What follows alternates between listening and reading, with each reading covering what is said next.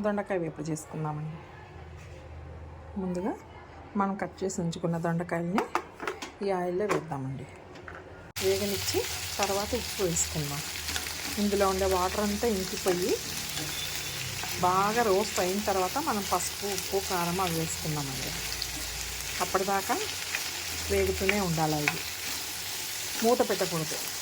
మూత పెట్టి తడి అంతా పట్టుకొని వాటర్ వదిలేసి లూజ్గా అయిపోతుందండి. కర్రీ అవుతుంది. ఇది మళ్ళీ వేపుడు కాదు. అందుకు దగ్గరుండి దీన్ని వేయించుకుంటూ ఉండాలి.